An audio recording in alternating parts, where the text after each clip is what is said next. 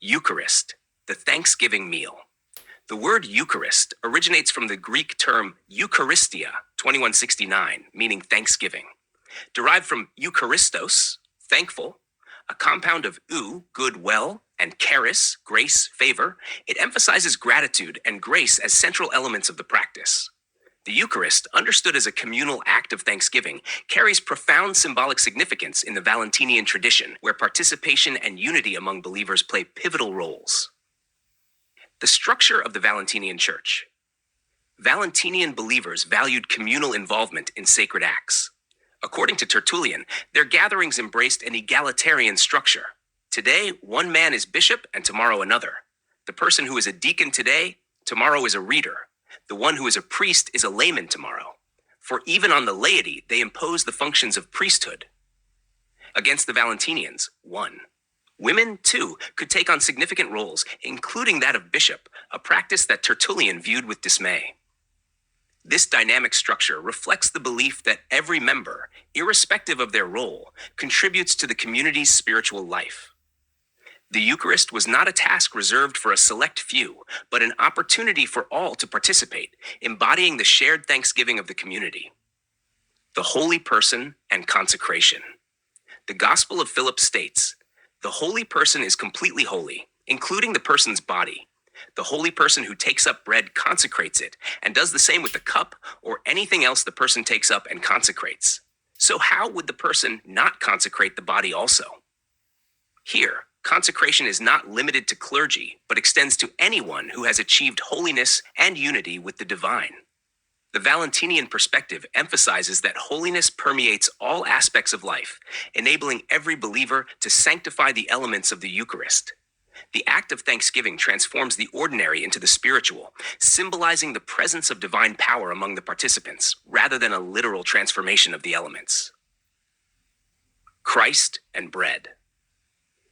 The Gospel of Philip also teaches, before Christ came, there was no bread in the world, just as paradise, the place where Adam was, had many trees to nourish the animals, but no wheat to sustain man. Man used to feed like the animals, but when Christ came, the perfect man, he brought bread from heaven in order that man might be nourished with the food of man. Bread symbolizes Christ's role as the perfect man, who brings sustenance and spiritual nourishment to humanity.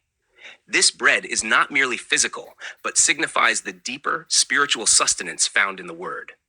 Symbols of wine and water. The Gospel of Philip explains the symbolism of the cup.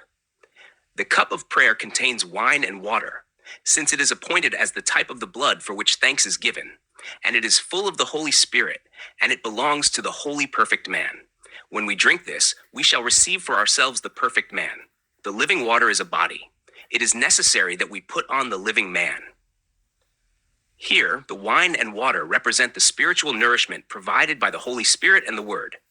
The cup is described as a type, emphasizing its symbolic nature rather than a literal transformation. The Eucharist serves as a communal act of thanksgiving, a participation in divine grace, rather than a mystical change of elements. Flesh, blood, and the Word. Regarding Jesus' statement about eating his flesh and drinking his blood, the Gospel of Philip clarifies, his flesh is the Word, and his blood is the Holy Spirit. Whoever has received these has food, drink, and clothing.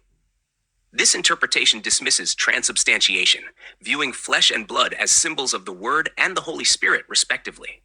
The focus remains on spiritual nourishment and the transformative power of divine wisdom. Joyful thanksgiving. The Gospel of Philip further explains, "The Master put it very well. Some have gone into heaven's kingdom laughing, and they have come out laughing, so it is also with bread, the cup, and oil, though there are mysteries higher than these." This perspective highlights the joy and gratitude inherent in the Eucharist, symbolizing liberation and unity with the divine. Jesus and the Eucharist. The Gospel of Philip connects the Eucharist to Jesus' mission. The Eucharist is Jesus. In Syriac, it is called pharisatha, which means that which is spread out, for Jesus came to crucify the world.